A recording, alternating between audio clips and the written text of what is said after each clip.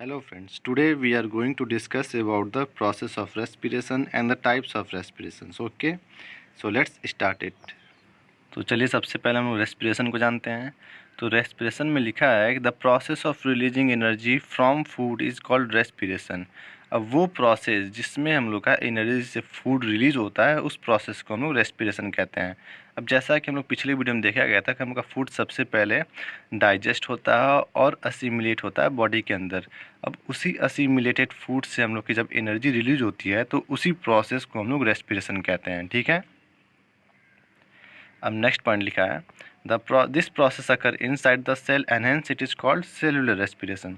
अब ये प्रोसेस हम लोग का सेल के अंदर परफॉर्म होता है, इसीलिए हम लोग इसको सेलुलर रेस्पिरेशन भी कहते हैं। ठीक है, ये प्रोसेस हम लोग का सेल के अंदर ही परफॉर्म होता है। ओके, अब नेक्स्ट पॉइंट लिखा है this energy is used for various life processes and for growth and repair of cells. अब जो ये एनर्जी रिलीज होती है उसका यूज़ क्या पड़ता है, तो उसका यूज़ हम लोग का जो अलग अलग तरह के जो लाइफ प्रोसेस हैं उनको हम लोग का परफॉर्म करने के लिए यूज होता है और ग्रोथ के लिए और सेल्स के रिपेयर के लिए भी होता है। जैसा कि हम लोग का सेल जब डैमेज हो जाता है तो उसको रिपेयर होना पड़ता है, अदरवाइज सेल फंक्शन नहीं कर पाएगा। तो वो सेल तभी रिपेयर होता है जब उसको एनर्जी मिल सके, और ये एनर्जी हम लोग की रेस्पिरेशन प्रोसेस के थ्रू ऑब्टेन होती है, मिलती है। ठीक है, तो इस एनर्जी का यूज हम लोग का various types of life process में ये होता है और ग्रोथ में और रिपेयर ऑफ सेल में होता है। ठीक है, अब नेक्स्ट पॉइंट लिखा है this energy is stored in the form of ATP, जिसका फुल फॉर्म है adenosine triphosphate and which is called energy currency of cell. अब जो ये एनर्जी है वो हम लोग का एटीपी के फॉर्म में यूज होती है। अब एटीपी का फुल फॉर्म क्या है, एडिनोसिन ट्राइफॉस्फेट, और इसी एडिनोसिन ट्राइफॉस्फेट मतलब एटीपी को हम लोग एनर्जी करेंसी ऑफ सेल कहते हैं। ठीक है, अब ये एनर्जी करेंसी ऑफ सेल हम लोग का माइटोकॉन्ड्रिया के अंदर बनता है। ठीक है, next point in the process of respiration two main steps occur through which energy is released. First is glycolysis and the second is Krebs cycle. अब जो ये प्रोसेस रेस्पिरेशन है, रेस्पिरेशन का जो प्रोसेस है वो दो मेन स्टेप्स से हो, उसके मतलब दो मेन स्टेप्स है। पहला है ग्लाइकोलिसिस है, दूसरा है क्रेब्स साइकिल्स है। इन्हीं दो स्टेप्स से हम लोग का जो फूड है, फूड से हम लोग की एनर्जी रिलीज होती है एटीपी के फॉर्म में। ठीक है, तो हम लोग के जो दो मेन स्टेप्स है रेस्पिरेशन के, वो एक फर्स्ट है ग्लाइकोलिसिस है एंड सेकेंड है क्रेब्स साइकिल है। ठीक है, अब सिक्स पॉइंट लिखा है the reaction of respiration is. अब 6 पॉइंट में हम लोग का रेस्पिरेशन का रिएक्शन दिया हुआ है। तो वो रिएक्शन क्या है, C6H12O6 + 6O2 aerobic respiration, 6CO2 + 6H2O + 38 ATP।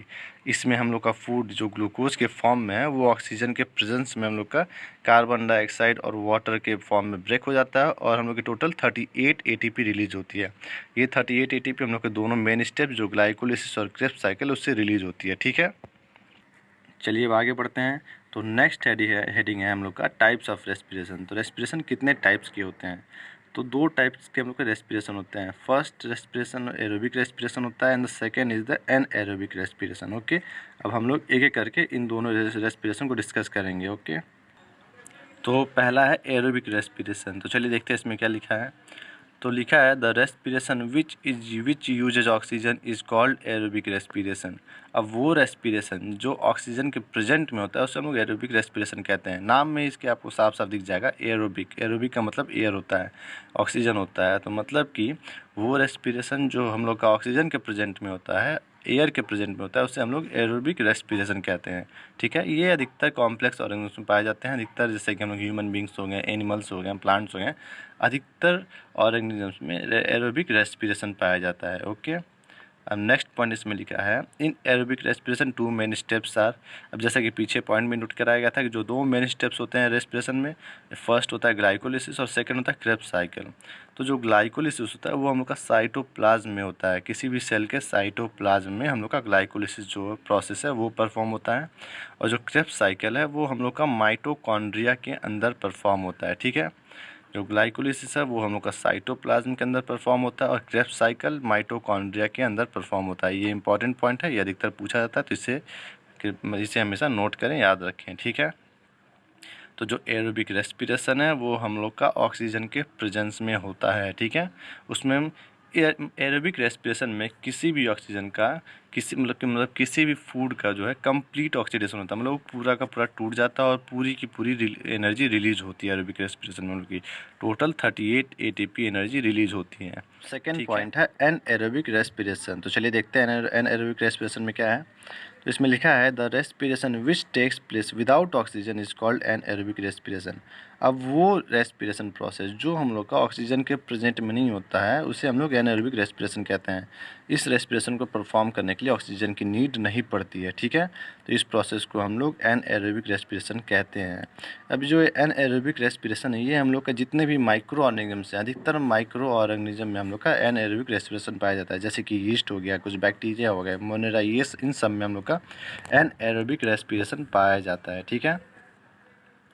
अब कभी कभार ह्यूमन बींग्स भी एनएरोबिक रेस्पिरेशन परफॉर्म करता है। तो वो टाइम कब आता है जब ह्यूमन में एनएरोबिक रेस्पिरेशन होता है? तो जब ह्यूमन फिजिकल एक्सरसाइज करता है तो उस टाइम मसल्स को हम लोग को मतलब प्रॉपर ऑक्सीजन नहीं मिल पाता, तो उस टाइम हम लोग के मसल जो हैं वो एनएरोबिक रेस्पिरेशन परफॉर्म करते हैं और एनर्जी हम लोग का ऑब्टेन करते हैं, ठीक है। तो फिजिकल एक्सरसाइज के दौरान हम लोग के मसल्स भी एनएरोबिक रेस्पिरेशन परफॉर्म करते हैं, ठीक है। अब आप नेक्स्ट पॉइंट में देख सकते हैं कि प्लांट में एनएरोबिक रेस्पिरेशन दिया हुआ है और एनिमल में एनएरोबिक रेस्पिरेशन दिया हुआ है। तो प्लांट में जो एनएरोबिक रेस्पिरेशन होता है तो उसमें हम लोग का जो फूड है वो टूट कर हम लोग का कार्बन डाइऑक्साइड और इथेनॉल बना लेता है, ठीक है। और वहीं एनिमल में जब एनएरोबिक रेस्पिरेशन होता है तो वो टूट कर हम लोग का कार्बन डाइऑक्साइड और लैक्टिक एसिड बनाता है, ठीक है। तो ये दोनों पॉइंट इंपॉर्टेंट है कि जब प्लांट में एनएरोबिक रेस्पिरेशन होता है तो हम लोग का कार्बन डाइऑक्साइड और इथेनॉल बनता है, और वहीं एनिमल में जब एनएरोबिक रेस्पिरेशन होता है तो हम लोग का कार्बन डाइऑक्साइड और लैक्टिक एसिड बनता है, ओके।